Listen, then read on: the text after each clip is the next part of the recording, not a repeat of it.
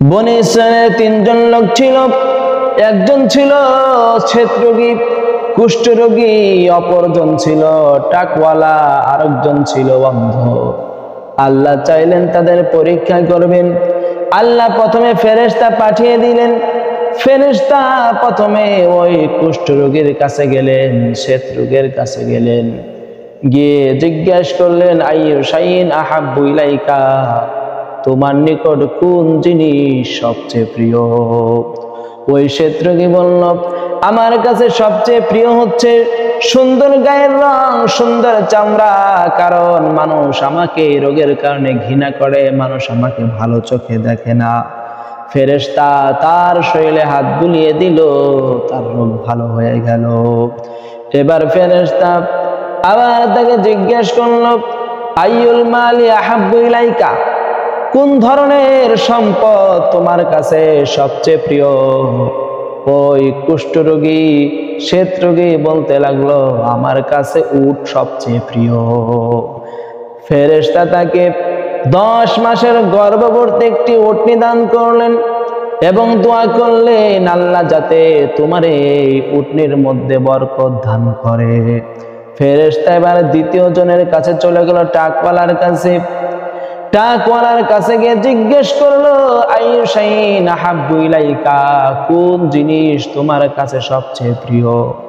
টাকওয়ালা বলল, আমার মাথায় যদি চুল হতো, আমার এই রোগ যদি দূর হতো, কতই না ভালো হতো।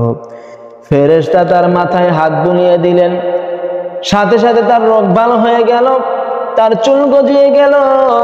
এবার ফেরেশতা বললেন, আইয়ুল মালি আহাব্বু ইলাইকা, কোন ধরনের সম্পদ তোমার সবচেয়ে প্রিয়?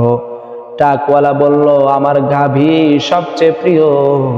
ফেরেশতা তাকে গর্ভবতী একটি গাভী দান করলেন। ফেরেশতা তার বরকতের জন্য দোয়া করলেন। এবার ফেরেশতা তৃতীয় অন্ধ ব্যক্তির কাছে চলে গেলেন। অন্ধ ব্যক্তিকে গিয়ে জিজ্ঞেস করলেন, আইয়ু শাইইন আহাব্বু ইলাইকা, কোন জিনিস আপনার নিকট সবচেয়ে প্রিয়? অন্ধ বলে, আমি যদি দৃষ্টিশক্তি ফিরে পেতাম, এটাই আমার কাছে সবচেয়ে প্রিয়। ফেরেশতা তার চোখে হাত বুলিয়ে দিলেন, তার চোখ ভালো হয়ে গেল। আবার ফেরেশতা তাকে জিজ্ঞেস করলেন, আইয়ুল মালি আহাব্বু ইলাইকা, কোন সম্পদ তোমার কাছে সবচেয়ে প্রিয়? ওই লোকটি বলল, আমার কাছে ছাগল প্রিয়। ওই ফেরেশতা তাকে একটি ছাগল দিলেন এবং তার জন্য বরকতের দোয়া করলেন। ফেরেশতা চলে গেলেন। তিনজন ব্যক্তির 3টা রোগ সারিয়ে দিলেন এবং 3টা জিনিস তাদেরকে দিলেন।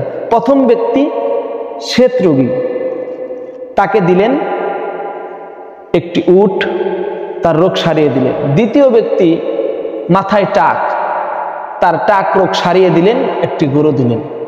তৃতীয় ব্যক্তি সে হচ্ছে অন্ধ, তাকে একটি ছাগল দিলেন এবং তার রোগকেও সারিয়ে দিলেন। কিছুদিন পর প্রথম ব্যক্তি যাকে উট দিয়েছিলেন সে অনেকগুলো উটের মালিক হয়ে গেল। দ্বিতীয় ব্যক্তি যাকে গরু দিয়েছিল অনেকগুলো গরুর মালিক হয়ে গেল। তৃতীয় ব্যক্তি যাকে ছাগল দেওয়া হয়েছিল সে অনেকগুলো ছাগলের মালিক হয়ে গেল। ফেরেশতা এবার পূর্বের আকৃতি ধরে প্রথম ব্যক্তির কাছে আসলো, এসে বলল, আমি মুসাফির মানুষ, গন্তব্যে যাব, আমার সম্বল যা ছিল সব শেষ। আপনি যদি আমাকে একটি উট দেন, আমি তাহলে গন্তব্যে পৌঁছতে পারবো। ওই সত্তার নামে আমাকে একটি উট দেন যে আপনাকে এত সম্পদ দিয়েছে। ওই কুষ্ঠরোগী অতীত ভুলে গেছে। কুষ্ঠরোগী বলে, আমার অনেক কাজ আছে, এগুলো আমার সম্পদ, আমি দিতে পারবো না।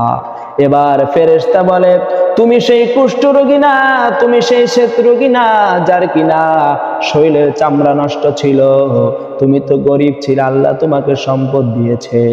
আল্লাহ তোমাকে এত সম্পদ দিয়েছে, ওই আল্লাহর রাস্তায় আমাকে একটু সাহায্য করো। ওই ছেত্রোগী বলে, না, এগুলো আমার পূর্বপুরুষ থেকে পেয়েছি, আমি দিতে পারবো না। সে বলে, না, আমি এগুলো দিতে পারবো না, এগুলো আমার বাপদাদার সম্পদ। ফেরেশতা বলল, যদি তাই হয় তাহলে তুমি পূর্বের মতো হয়ে যাও, পূর্বের অবস্থা যেন তোমার হয়।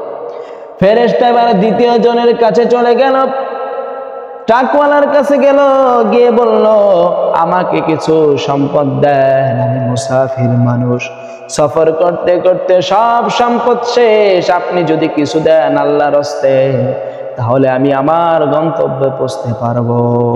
ওই ট্রাকওয়ালা ওই শ্বেতরোগীর মতো প্রথম ব্যক্তির মতো একই উত্তর দিল, এগুলো আমার বাপ দাদার সম্পদ, দিতে পারবো না।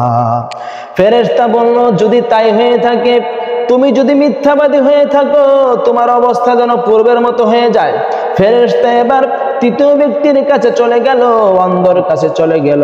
অন্ধর কাছে গিয়ে বলল আমাকে একটি ছাগল দাও, মুসাফির মানুষ, আমার সফরের কোনো কিছু নাই, আমার সফরে সব সম্পদ শেষ হয়ে গেছে। সাথে সাথে ওই ছাগলওয়ালা বলল আমার যতগুলো ছাগল ইচ্ছা নিয়ে যাও, কারণ আমি একসময় অন্ধ ছিলাম, আমি সম্পদহীন ছিলাম, আমি একসময় গরিব ছিলাম। আল্লাহ আমাকে অসংখ্য অগণিত টাকা পয়সার মালিক বানিয়েছে, সম্পদের মালিক বানিয়েছে, তোমার যতগুলো ইচ্ছা ছাগল নিয়ে যাও, এর বিনিময়ে আমি তোমার কাছে প্রশংসার দাবি করব না। আল্লাহ পরীক্ষা করলেন, তৃতীয় ব্যক্তি পরীক্ষায় পাশ করলেন। এজন্য আল্লাহ কাউকে সম্পদ দিয়ে পরীক্ষা করেন, আবার কাউকে সম্পদ না দিয়ে পরীক্ষা করেন। আল্লাহ কাউরে বিপদ দিয়ে পরীক্ষা করেন, আবার কাউকে আল্লাহ সুখ শান্তি দিয়ে পরীক্ষা করেন। মনে পড়ছে সেই দার্শনিকের কথা।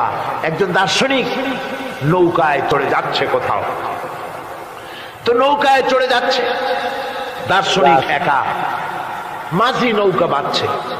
দার্শনিক মানুষ তো, মাথার মধ্যে দর্শন গিজগিজ গিজগিজ করছে, কথা বলার লোক পায় না। এখন মাঝির সাথেই কথা বলার সিদ্ধান্ত নিল। শেষ পর্যন্ত বলল রে মাঝি, কত বছর নৌকা চালাও? তা তো বহুত বছর, জীবনটাই কাটাই দিলাম। তা ভূগোল চেনো? ভূগোল কখনো দেখেছো? কই যে না, ভূগোল আমি দেখবো কোথাতে, আমি হলাম গরিব মানুষ, এগুলি ধনীদের কাম, তারা হয়তো খায় টায়, আমি ভূগোল দেখিও নাই খাইও নাই। বলে আশ্চর্য কথা।